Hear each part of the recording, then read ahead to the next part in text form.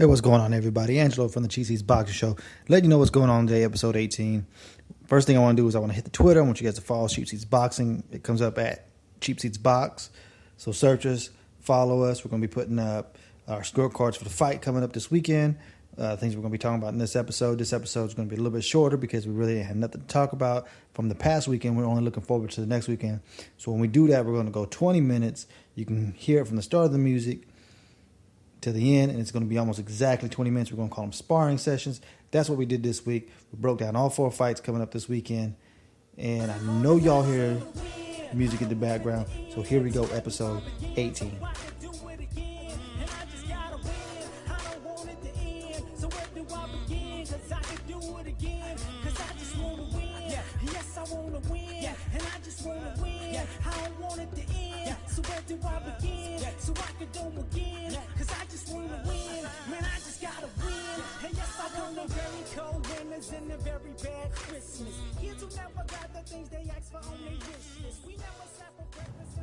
Hey, what's up, everybody? 18th episode from the Cheap Seats Box Show. Angelo here with my boy JP. JP, what's up, man? Let's do it.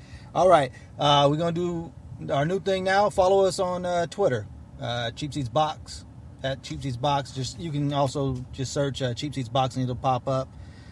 We're gonna put out when the episodes are up and when some fights are happening. You know how we see it. And this weekend we should be pretty busy.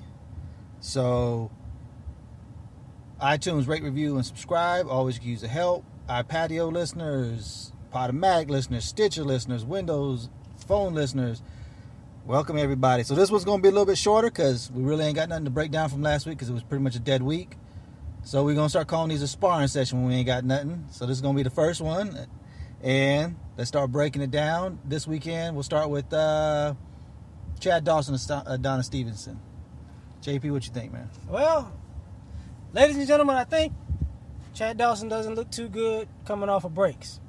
I'm not saying he's going to lose, but I'm not saying he's going to look too hot. I like Chad Dawson. He actually, if he's focused, he's probably one of the better fighters in the world. And at 175, he's good. Yeah. He didn't do good at 168. Well, you know, hey, when you fight Andre Ward, you don't look too good. It's hard to look good at all against that guy. So, I mean, but his layoffs, he can always get by the changing trainers every 2 weeks. But the layoffs, that's not a good look for him. Adonis Stevenson, yeah.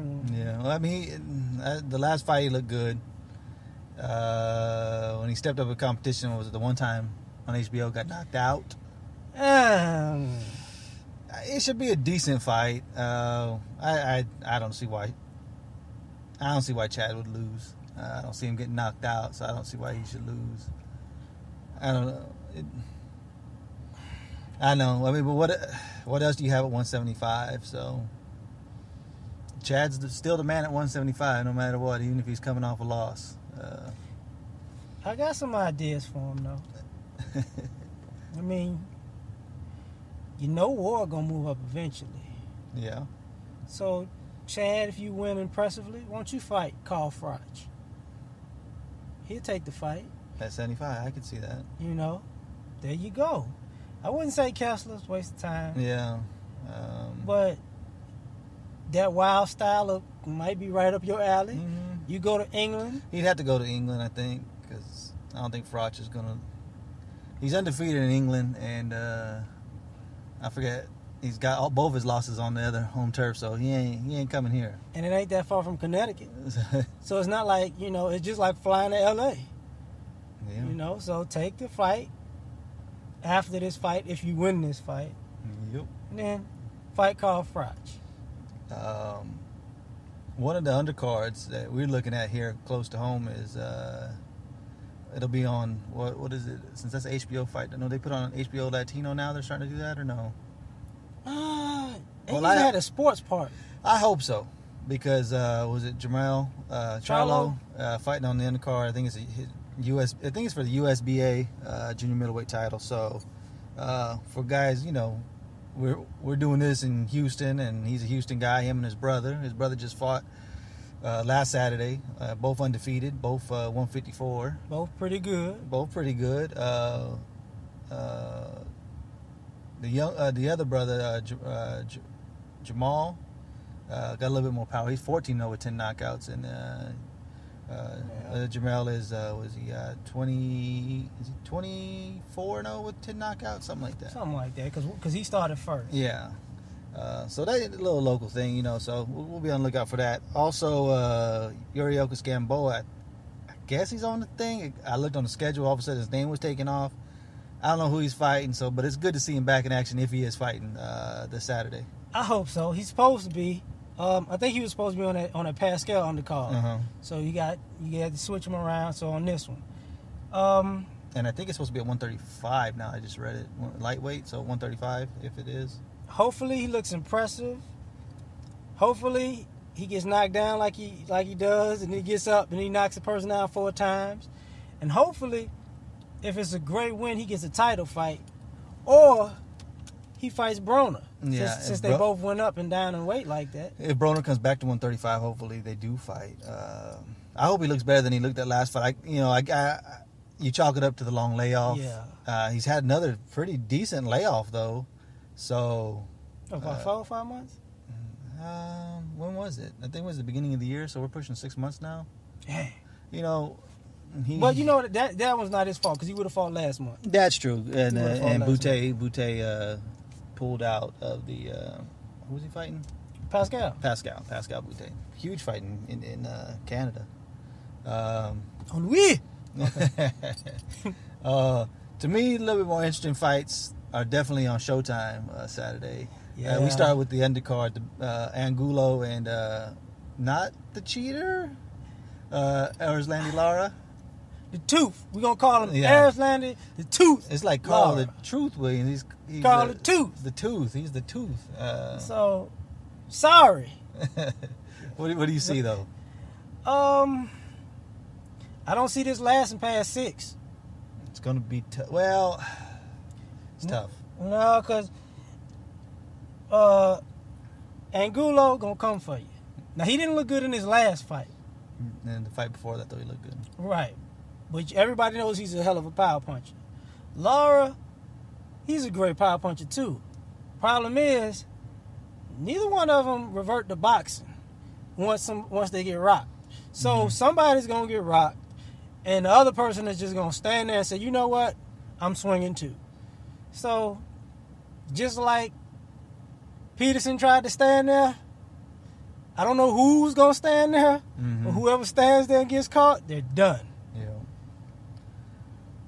This is got a little angle with this one too, with the guys who don't have a home. Angulo was locked up in purgatory for a while there, and Laura, of course, the Cuban defector. Laura, I'm rooting for Laura anyway. I mean, I'm rooting for Angulo anyway. You gotta feel bad for a guy who sat in detention for. And it wasn't like he was doing anything legal with the work status on his visa or whatever it was. I forget how it worked out. It's bullshit. Yeah, and people don't know. I don't know the whole story, but the long hair. Remember because he had the buzz cut. But now he has long hair, right? And what that is for he's donating his hair. It's for a good cause. Oh. And that's what he's doing with it. He's getting ready. I guess he's getting close to cutting it off. He says he doesn't particularly like it because in training it gets all in his eyes and it's all over the place. But he said he'd do it again. And you gotta respect somebody who's doing stuff for other people, not just himself. And in boxing, honestly, it doesn't happen a lot. There's a lot of because it's such a the sport itself is selfish. You have to be selfish in your training. You have to be selfish in your work ethic and everything else. And so it's just nice to see. You know what I mean? Like he could have been bitter after being locked up. Yeah. And he seems to have an appreciation, of course, for his freedom. And when I heard what he was doing with his hair, I thought that was pretty cool. So if nothing else, I'm rooting for him for that, man. I will say that. He when you're in a situation in boxing, because even when people do positive things in boxing, nobody ever talks about it. It's just kind of like any other sport. It could be 100 people doing 100 good things, but they only focus on one person who got into something. Absolutely. So and this wasn't really publicized. I heard it on an interview that he gave on another show. So for him to do that is exactly the same thing as like once you go to jail on some bullshit and then you got to get your life back in order, it is perfectly understandable for a person to say, look, I like people, but I got to do what's best for me and my family. And for him to take his time out to do something, even in some people's eyes would be small, it'll be big to the person who gets the help. Oh, yeah, it will. So that's cool. That's real cool. You know, so I hope he keep doing it. Like people like me, we can't grow hair. I got a Lex Luthor fade, a Lou Gossett Caesar. Oh yeah. You know, that's good. We can't do that. Oh, you know what? I'm gonna grow out my hair and donate it to you then. How about that, man? We don't have the same kind of hair. That's why it'll look even better, man. I look like Ted Koppel. You gonna look like, yeah, you look. You know what? It'll look like a bad Reverend Al perm. Ain't gonna work for me. But honestly, if I had to bet on this fight, I'd bet Laura wins. But as a fan and rooting interest, man, I want Angulo to win, man.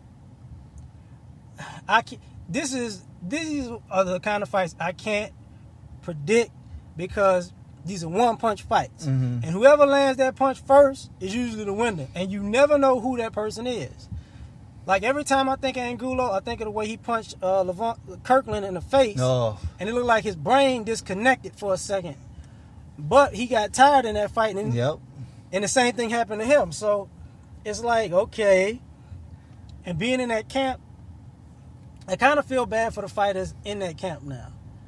Not the Wards, not Mayfield, but Angulo and Khan, because you can tell the flaws in their game are not really flaws. It's just they're adjusting to a new style of fighting, you know.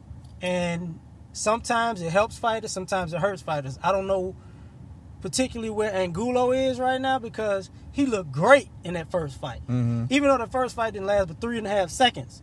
It was a great 3.5 seconds. And the other one, not so much. But if he coming out and ups his defense, which wasn't bad to begin with, yeah. So it'll almost be kind of the same story as the Kirkland fight. Will Laura be able to withstand the early onslaught? Because that's what you really have to get through is that early onslaught. Because it will be an onslaught. Yes. And can he withstand it? Can he take the punch? Is his defense going to be good enough to block some of the punches and to make them not connect so cleanly? And then what does he do afterwards? Will he come back and put the hurting back on Angulo? So it makes for, if nothing else, a fun fight. Like a lot of these fights this weekend, it's a lot of action, going on. Nothing where you have the top versus the top. But good versus good. And so that makes for a fun night.